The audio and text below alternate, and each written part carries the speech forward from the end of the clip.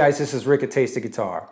Well, ever since I did the Unlocking the Mixolydian puzzle lesson a little while back, several people have asked me to do a similar video on Dorian. So that's what we're going to do today. I'm going to show you several examples of how I like to use Dorian using slurs, chromaticism, superimposed arpeggios, and surrounding notes to get some really nice funky sounds. And we'll also look at how you can combine these sounds like pieces of a puzzle to get some very tasty licks. Also, make sure you come by TastyGuitar.com, sign up at the bottom of the homepage, and you'll receive an email with the complete tab collection, including the free tab for this lesson. Also, check out the link in the description below for information about the Tasty Guitar memberships, where you'll get backing tracks, Soundslice interactive tab, live workshops, access to all my ebooks, and so much more.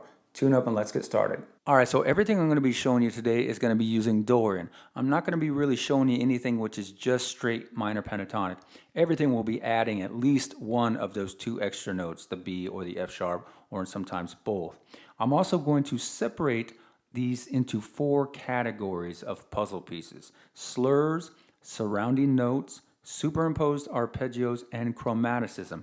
Also, if you learn something in this first position, make sure that you learn it everywhere up the neck as well, every place you can find it. All right, first let's talk about some common sounds using slides or slurs in Dorian. A really common sound here would be to take the B note right there, the 7th fret on the high E string, slide that up a half step and then back, and then end on the root. A lot of times pulling off to the root. Now you could phrase this many different ways.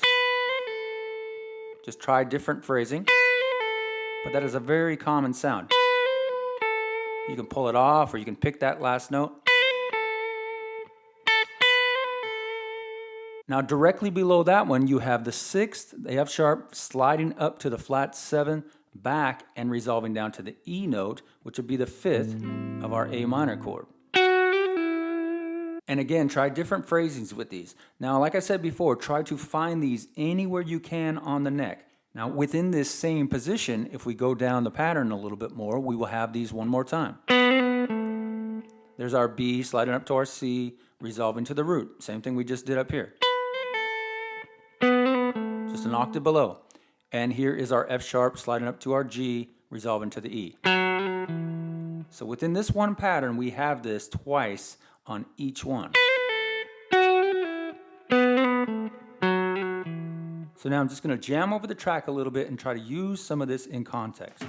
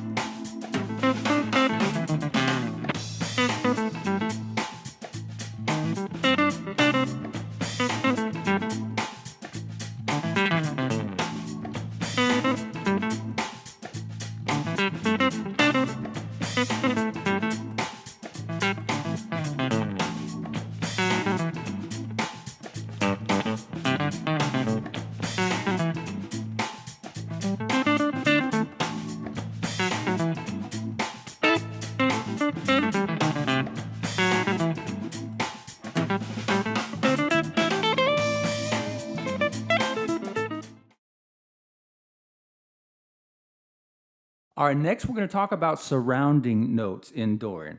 First, I'm going to be surrounding the flat 7. Okay, the flat 7 here is the G note. If I'm going to surround that, I'm going to choose a note on either side in the scale. So on one side I got the F sharp, the other side I would have the A note, and I would resolve then to my G note. Now of course you can phrase this many different ways.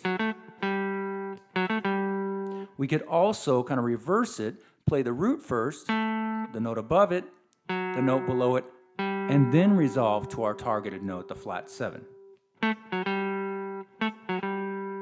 Okay, so that is a really great technique, and something you'll hear a lot is surrounding notes. taking a note below, above, and then the targeted note. Here, the flat 7. Next, let's do the same thing with the flat 3rd, the C note.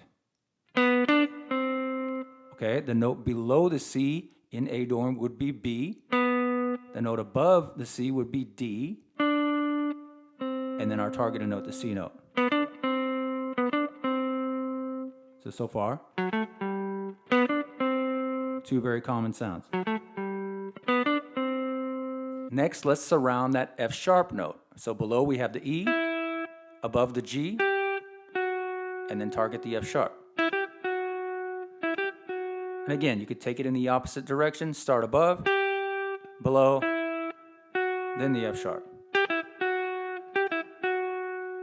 And now let's go up to the high E string and surround our B note here. So below I would have the A, the C above, and there's our B.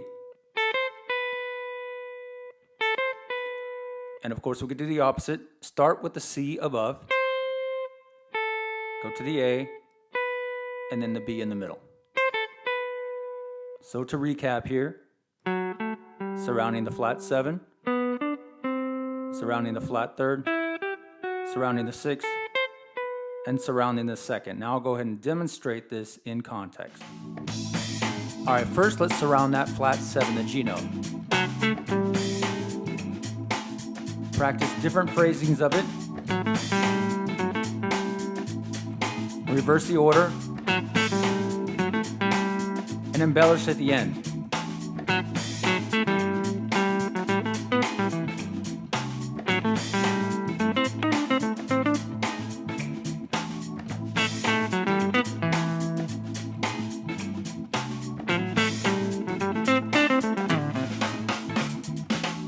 Next, let's go up and do the same thing with that flat 3rd.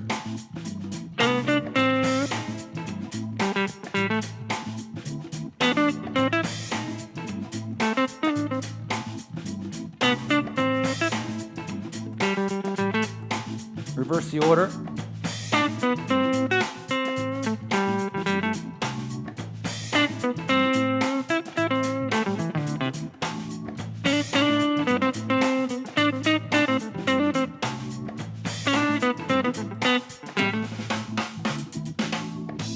Same thing with the 6th there.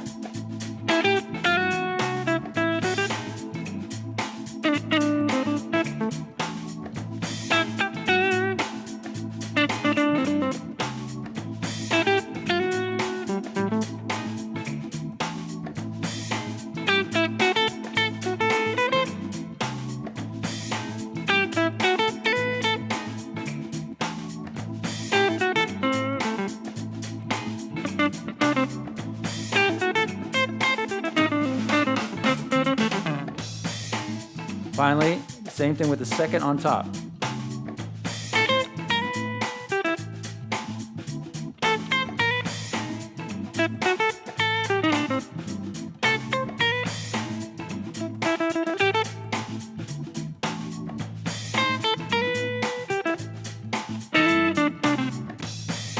After you learn some of these puzzle pieces, start trying to put them together.